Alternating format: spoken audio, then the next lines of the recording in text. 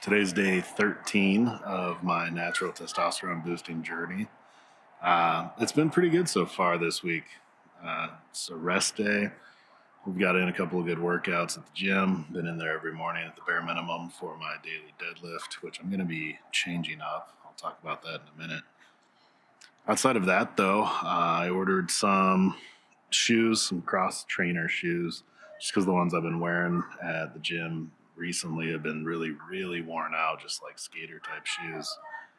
So I decided to replace those with some Tier or TYR CXT2 cross trainers. Uh, they're pretty awesome. They showed up today.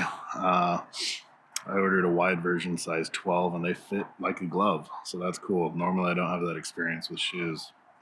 I'm still waiting on the mouth guards that I ordered, one for actual training, one for the rest and recovery at night while I'm sleeping. But those should be showing up sometime, maybe tomorrow, maybe next week. The shipping said something about a delay due to weather, but we'll find out when they get here how those work out. My sleep this week has been pretty good.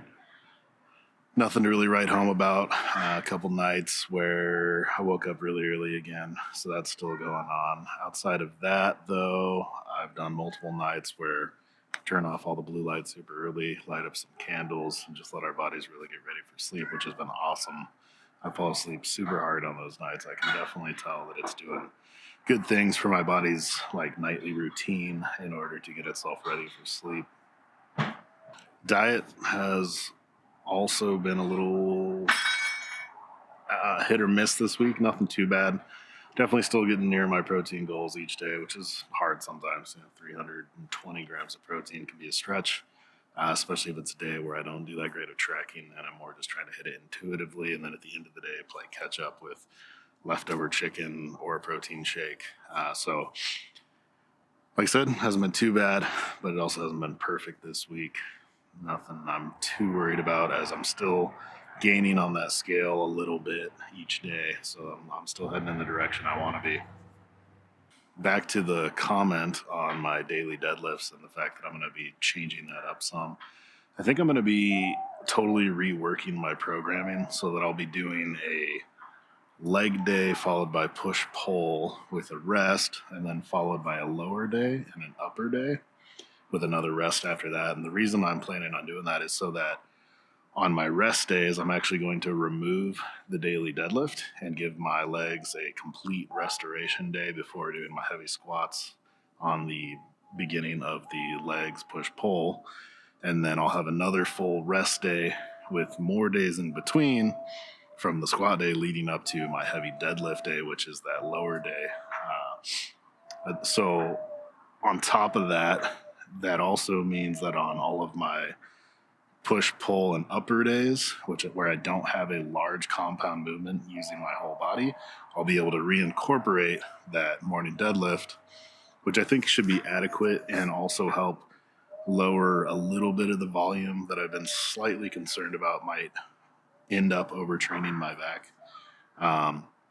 Another change I'm going to be making to that is I'm going to take that deadlift from being 315 for 8 reps down to, well, I'm actually going to raise the weight, so probably go to like 365 for a 5 rep.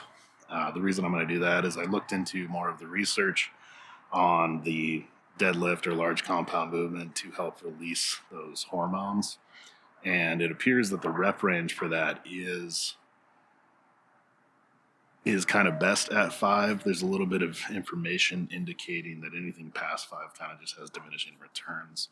So I think I'm going to dial that weight up and then dial the reps back a little bit on that. Also, in regards to programming, I'm getting much more intrigued by the idea of doing some powerlifting and looking into the federations that I might be able to attend events in my local area. It looks like Spokane, Washington has some options as far as things I'd be able to compete in. Maybe even this year I'd be able to compete in some of those events.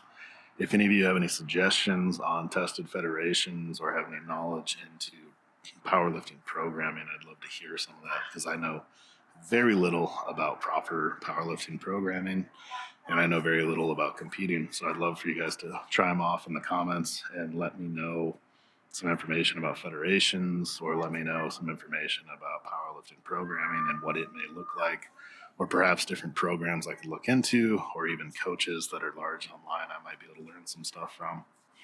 And that's probably going to wrap it up for this video and update on day 13. Just want to say thank you for everybody that's been following along, the different people that have commented and have been watching and liking. I really appreciate it. Thanks for the encouragement, and thanks for being here. Have a good night, everybody.